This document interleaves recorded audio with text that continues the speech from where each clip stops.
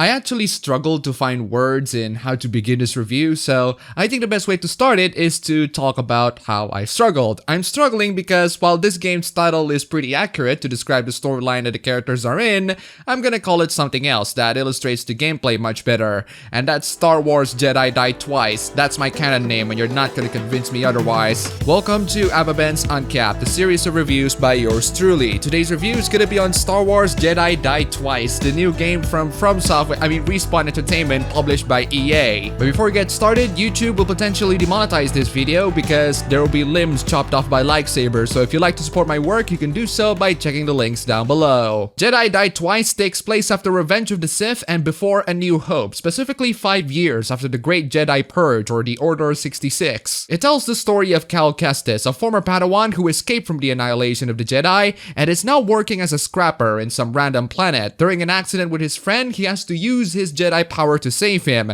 which piqued the interest of the Empire, particularly the Sisters. He escapes from the Empire's clutches and got saved by Seer, a former Jedi who is planning to find the holocron that contains all the data of the next generation of Jedis. Together, they're going to find the holocron before the Empire gets it. The story has a bit of a rush start, but it actually managed to progress very well. It progresses from being an okay story to a good story to a really good story. What I love about the story is that it's incredibly well focused on what it wants to be. It's not just exposition of go here because this reason, it's all about the characters, their journey, their dilemmas, and the issues that they have to deal with as they go forward. The story wants to be a character journey, not just a character journey on Cal, but also a character journey on Seer and the game's main villain's second sister, whom, without spoiling too much, has a little bit of history with Seer. I absolutely love the progression of the story and how it's actually, come to think of it, it's basically the original trilogy story condensed into one game. There's the would-be Jedi, the cute little droid, the guy who doesn't really care about the whole thing, the mentor figure who was a Jedi, the villain who has dark ties with the mentor figure. But still, it works very well because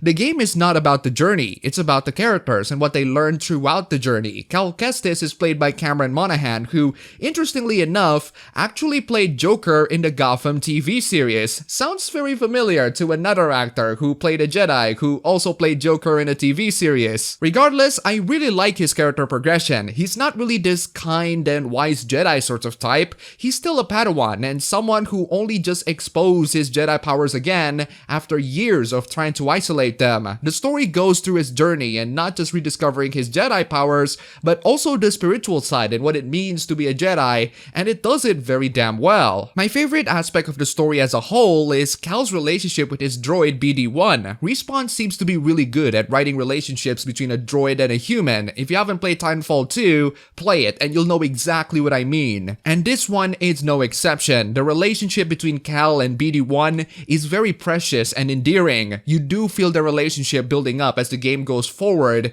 and it all builds up to a very character-defining moment in the end that just hits you with some really good emotional impact. That's what I love about this game. The characters' relationships actually matter from beginning all the way to the end, and that's the mark of a good story. And speaking of character relationship, the main villain of this game is really good. This is a legitimately scary and menacing villain with a dark and tragic backstory. I absolutely love every second of her interactions with the main character. She manages to illustrate a very good opposition towards Cal. Her resolution on the end is quite tragic, but very satisfying nonetheless, and it just proves that everyone in the galaxy is just a pawn for a bigger picture. There are a couple of flaws in the story though. Some people complain that the ending of the game is a bit anticlimactic.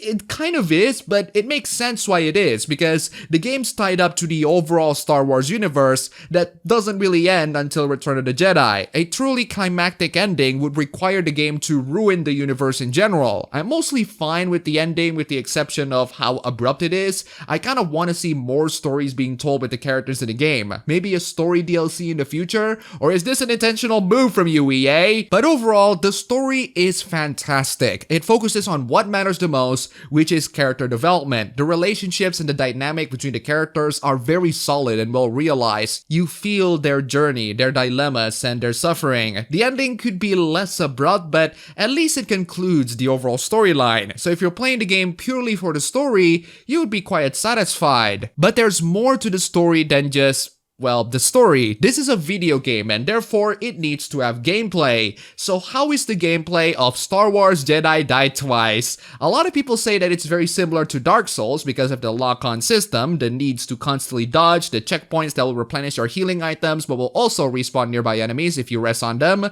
But it's actually more similar to Sekiro than Dark Souls. In fact, the game is a mix of Sekiro and the reboot Tomb Raider. The game has this parrying mechanic that you have to execute at the right time so that you can drain the enemy's defense. When you do that, enemies are going to be more vulnerable to attacks, but you too can be vulnerable to attacks as soon as your defense is low, so be careful with that. While the parrying mechanics are there, it's not as good as Sekiro, and I ended up using a lot more dodges and less parrying, but despite that, I still recommend you to block normally because you're gonna be absolutely hounded by enemies otherwise. And this brings me to the game's overall combat. The game has 4 difficulty options: Story Mode, Jedi Knight, Jedi Master, and Jedi Grandmaster. What I absolutely love about this game is that it straight up tells you on the kinds of things that change when you switch the difficulties, albeit rather vaguely. From the things that they change, I assume that the Jedi Master difficulty is the normal difficulty of the game because they pretty much balance out all the aspects. From what I've been playing, that's pretty much accurate. Jedi Master difficulty is indeed the normal difficulty.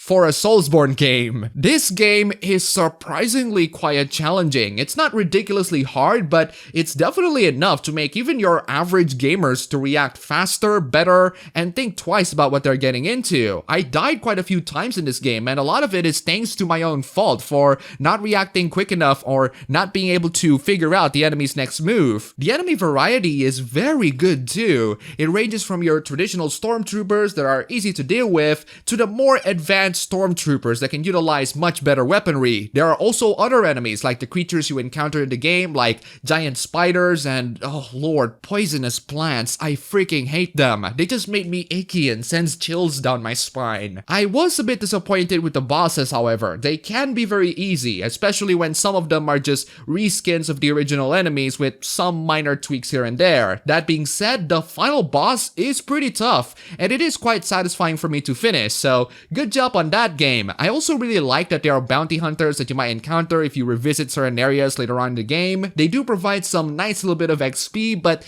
if you die from them, you're not going to be able to fight them again until later on. As for the exploration and the platforming and all of that, I really like it. It really manages to blend the non-linear exploration and platforming elements of the reboot Tomb Raider games and the checkpoint system of the Dark Souls games. Sure, you'll end up with tons and tons of XP that will make your character to get overpowered very fast, but it's still very fun to explore the area and find all the secrets and everything. What I didn't like about the exploration elements is that only some collectible items are actually useful. There are boxes that will upgrade the amount of stims you can carry. Those are pretty useful. There are also echoes that will contain upgrade to either your force meter or your health meter. Those are pretty useful too. The boxes, however, only contain customization items and they're merely reskins instead of entirely different costumes. There are also customization items for your lightsaber, but you won't notice it anyway, so why bother? But hey, at least it's better than being put as a freaking microtransaction. Also, another problem that I have with the exploration is that it absolutely needs fast travel between checkpoints. The level designs are a bit wonky though, at least early on.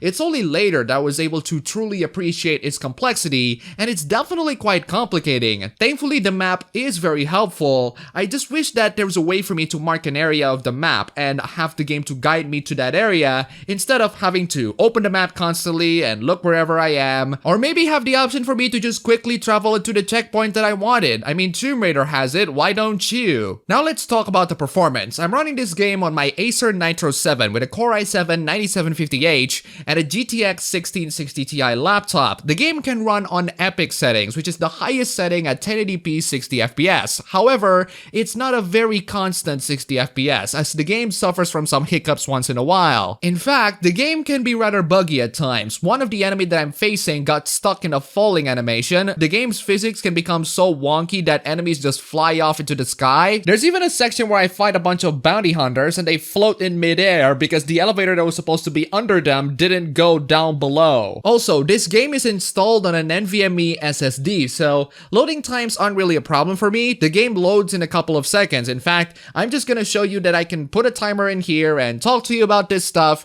and the game would load before I even finish my sentence. See? Pretty fast, right? That's why I play it on PC, but it can be a huge problem for the consoles, to the point where the game would just pause in the middle of the action so that it can render a lot of the game's assets. This happens a lot more on the standard Xbox One version of the game compared to the standard PS4 version of the game, so exercise caution when you purchase this game, and check out Digital Foundry's video if you want to know more details. To sum up, Star Wars Jedi Died Twice is actually pretty damn good. It's the best Star Wars game in recent years, that's for sure. A Star Wars game that truly immerses you in the world, that managed to tell a standalone story that stays faithful to the canon universe. A Star Wars game that not just Star Wars fans can enjoy, but any other action-adventure game fans can enjoy, including and especially the Soulsborne fans. The story is really good, it's character-driven and emotionally impactful. The gameplay is really good, it's challenging, refreshing, and satisfying to play. So with all of that being said, this is an absolutely no-brainer recommendation to everyone, right?